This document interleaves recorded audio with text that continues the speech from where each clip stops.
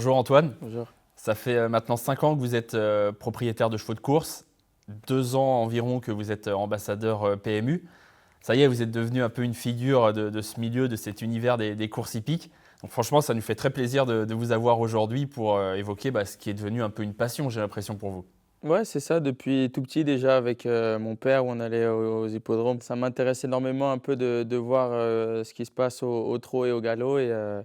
Et ensuite, voilà, j'ai commencé à être propriétaire et c'est devenu pour moi, on va dire, un job et une envie de mettre mes couleurs le plus haut possible. J'adore ce monde, que ce soit au trot ou au galop. J'adore parler avec les entraîneurs, les propriétaires et regarder les courses. Et voilà, c'est un monde un peu qui me fait oublier le foot, donc j'adore. Il y a aussi la notion de pari. Ça vous plaît aussi, ce côté voilà, d'essayer de trouver le gagnant, d'étudier les courses, Ouais, etc. ouais, exactement. Mon père, il y va encore tous les matins à son petit bar, avec café, les papiers, et voilà, regarder un peu ses drivers préférés, ses chevaux préférés, et faire ses petits paris. De temps en temps, il me demande des conseils, et voilà, j'essaye de l'aider. Mais ouais, l'autre jour, par exemple, quand je suis allé à Mâcon, j'ai amené mon fils à Marot avec mon père, et puis on allait boire notre café. Si je vous écoute bien, c'est vraiment une histoire de famille, de transmission. Exactement, mon père m'a mis dedans, et à Marot, pareil, quand je peux aller voir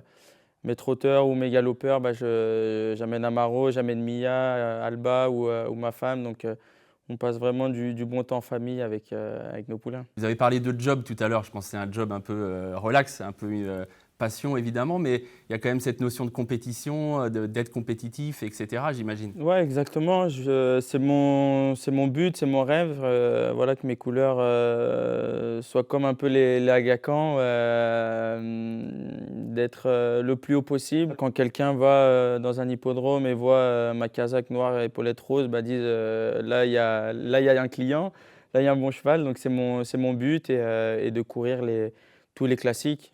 C'est mon rêve, c'est mon but, et c'est pour ça, chaque année, on essaye d'investir un peu à Arcana pour voir un peu les lots qu'il y a. Et je regarde énormément les origines, que ce soit au trot ou au galop, et je m'y intéresse énormément pour essayer de trouver la pépite. C'est courageux parce que c'est pas facile, hein.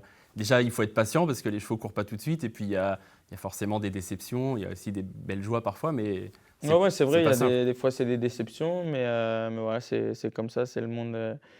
C'est le monde qui est comme ça, mais c'est beau. Moi, c'est ce que j'adore, avoir un yearling et de le façonner un peu à notre façon, à la façon de Philippe ou de Michael, et d'avancer ensemble et de l'avoir depuis tout petit. Après, pourquoi pas me partager un cheval ou faire 50-50 avec d'autres propriétaires, pardon. Pourquoi pas, mais j'aime quand c'est le nôtre, enfin le mien, depuis tout bébé. J'ai appelé votre entraîneur de trotteur, Michael Cormy, pour avoir quelques infos, et déjà il me disait de vous féliciter parce qu'il trouve que vous avez fait beaucoup de progrès dans la compréhension des courses au trot. Et ce point justement, j'imagine qu'il était important pour vous de bien comprendre tout l'univers des courses, comment se passe une course, comment on gère la carrière d'un cheval, parce que finalement, ce milieu-là, il devient passionnant à partir du moment où on le comprend. Ouais, ouais, exactement.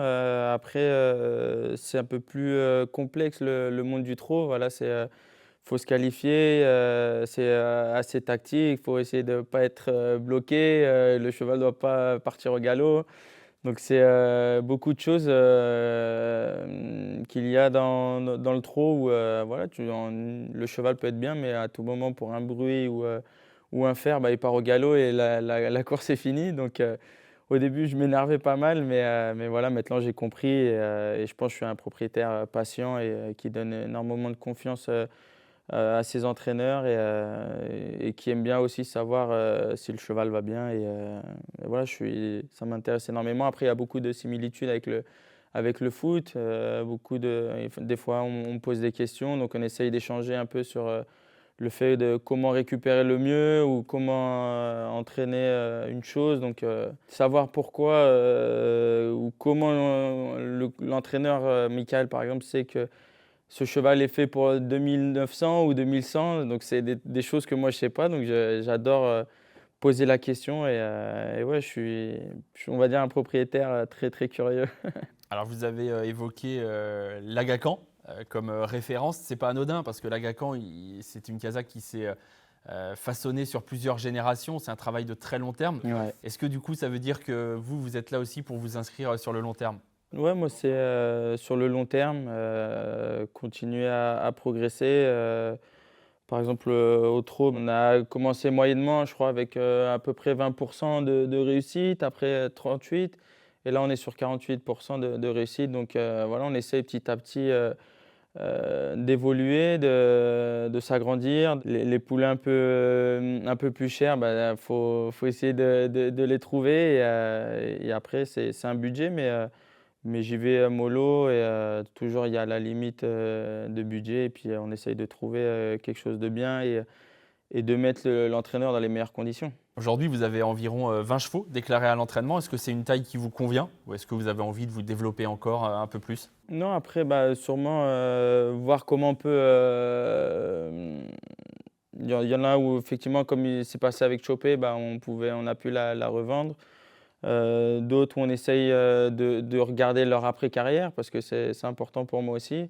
Savoir ce qu'ils vont faire, où ils vont, comment ils sont et ensuite, ouais, essayer toujours d'avoir, des chevaux qui courent pendant l'année et à différents âges et après, c'est ça en fait mon but, c'est que l'entraîneur soit bien. Et lui, il sait qu'il a une limite mais tant qu'il peut, faire évoluer, l'écurie, c'est mieux pour moi. Pourquoi, quand on est Antoine Griezmann, avec tout ce que cela implique hein, en termes d'objectifs qu'on se fixe, j'imagine, et de pouvoir financier également, pourquoi on ne va pas tout de suite frapper à la porte d'un Jean-Michel Bazir, d'un Jean-Claude Rouget? Qu'est-ce que vous recherchez en allant placer vos chevaux dans des structures un peu plus familiales peut-être que sont celles de Philippe Decou et Michael Cormy? Bah, déjà parce que, chercher quelque chose, près de ma maison, de Mâcon, parce que même si moi je suis pas là, bah, je veux que mon père soit présent, qu'il puisse aller les voir, 1 fois au moins par semaine ou, toutes les 2 semaines, voilà, parce que c'est important pour moi le contact avec l'entraîneur et les chevaux donc si c'était pas moi, c'était mon père et après, bah, on a vu qu'avec, Philippe Decou, on avait besoin de nouvelles infrastructures. Donc on a vu que Chantilly, c'était, le top du top, donc on a eu l'opportunité, donc on est allé là-bas et depuis, les résultats ont été nettement mieux et ensuite, pareil, j'ai commencé avec, les Pelletier, où maintenant mes parents sont très amis avec eux et pareil, j'ai décidé de changer pour, infrastructure, pour, trouver un peu mieux et Michael Cormy, mon père a eu le contact donc on s'est vu, c'est quelqu'un qui est, très très carré, très très froid, très, voilà, quelqu'un du terroir, on va dire et c'est ce que j'ai adoré et après on a essayé avec 2 chevaux, ça s'est très bien passé et maintenant on a une relation, impeccable et pareil, mes trotteurs s'améliorent donc c'est le bon choix avec, la bonne famille et le bon entraîneur. Ouais, ça allie compétition et le côté un peu familial. Ouais, voilà, moi je recherche ça avec mes entraîneurs, le fait de pouvoir, parler avec eux, tous les jours, d'échanger, notre vocal ou un appel. Souvent je demande des vidéos à Michael, ou à Philippe, pour, voir leur entraînement et j'ai besoin de ça, de savoir un peu, chaque jour comment ça se passe. Vous avez quand même gagné groupe, vous avez participé au Prix de Diane avec Natsukashi. C'est quoi votre bilan, vous, de ces 5 premières années? Très bien, très heureux. Comme vous l'avez dit, voilà, c'est, essayer de faire des groupes, le prix Diane, on va peut-être le refaire cette année, donc on croise les doigts. Start me up? Ouais, C'est l'espoir de l'écurie, j'imagine. exactement et ensuite, au trot, bah, essayer de faire les groupes et de s'améliorer chaque année. Je sais qu'il faut du temps, de la patience, donc je l'ai et je pense qu'ils sont dans pour moi, ils sont dans les meilleurs endroits, que ce soit pour le trot ou le galop, j'adore où ils sont donc voilà, c'est à moi de les aider à les mettre dans les meilleures conditions à mes entraîneurs et puis je pense que tout va aller mais c'est ça, essayer d'accrocher des groupes et des classiques. Alors c'est comment chez les Griezmann quand il y a un cheval de l'écurie qui court? J'ai lu quelques citations où vous disiez que c'était pire que de tirer un penalty en finale de Ligue des Champions. J'ai trouvé ça incroyable. J'allais le redire, c'est pire que tirer un penalty ou avoir la dernière occasion du match parce que voilà, tu contrôles rien. Tu es assis soit devant la télé ou en tribune et tu peux rien faire. C'est beaucoup de tension, de nervosité. Bah, au trot, si, est-ce qu'il va bien partir? Est-ce qu'il va pas être disqualifié? Au galop, est-ce qu'il va rentrer dans les boîtes et pas devenir fou? Donc c'est beaucoup de tension, mais après la ligne d'arrivée, bah, ça dépend le résultat, mais c'est un petit soulagement. Alors, et quand il y a une course importante, c'est quoi? C'est Equidia à la télé et puis on se met devant et on vit le truc à Et fond? qui dit à la télé, bah, normalement, même si elle n'est pas importante, normalement, c'est qui dit à la télé. Et des fois, bah, j'ai entraînement ou match, mais je regarde pas le résultat. Je me remets la course sans savoir le résultat et je regarde, mais ouais, normalement, debout et à crier derrière la télé. Génial, comme un vrai passionné, quoi. Exactement. C'est qui le chouchou de l'écurie pour vous là? Il y en a un ou pas forcément? Moi, ça a toujours été Woking niveau galop parce que voilà, j'adore depuis ses tout débuts. Il était un peu foufou comme mon chien qui s'appelait Wookie, donc pour ça que j'avais mis Woking et donc c'est mon préféré et j'adore aller le voir et j'ai cette sensation que cette relation entre nous est assez fusionnelle quand je suis avec lui parce que voilà, il est foufou et dès que j'arrive, bah, il devient calme, voilà, il veut faire des câlins, donc j'adore. Et est-ce que vous essayez de transmettre cette passion que vous avez pour les courses hippiques à vos coéquipiers, que ce soit ici à Madrid ou en équipe de France également? Ouais, avec Clément Langlais, qui lui aussi est propriétaire. Là, j'essaye avec Kondogbia, qui est coéquipier à moi ici à l'Atlético, de le mettre un peu dans ce monde. Donc à voir. Mais beaucoup me posent des questions parce que souvent, bah, je mets sur les réseaux ou sur mon WhatsApp des photos de mes poulains ou pouliches. Souvent, on me pose la question comment ça marche, comment ça fonctionne. Et donc, je leur explique. Je voulais également évoquer votre rôle d'ambassadeur du PMU. C'est vous qui avez fait la démarche de demander, voilà, je suis là, si vous avez besoin de moi, je suis prêt à rendre service. Pourquoi cette démarche?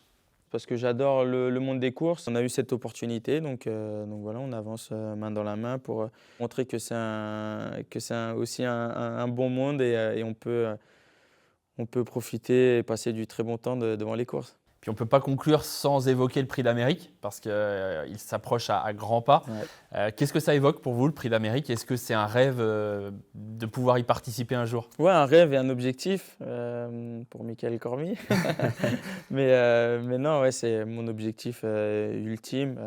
Voilà, quand tu rentres en tant que propriétaire au trot, bah, c'est la plus belle course qui est possible. Donc ouais, c'est un objectif et un rêve et on essaiera de trouver ce cheval rare. Mais après, voilà, c'est essayer de faire les grandes courses et de profiter aussi.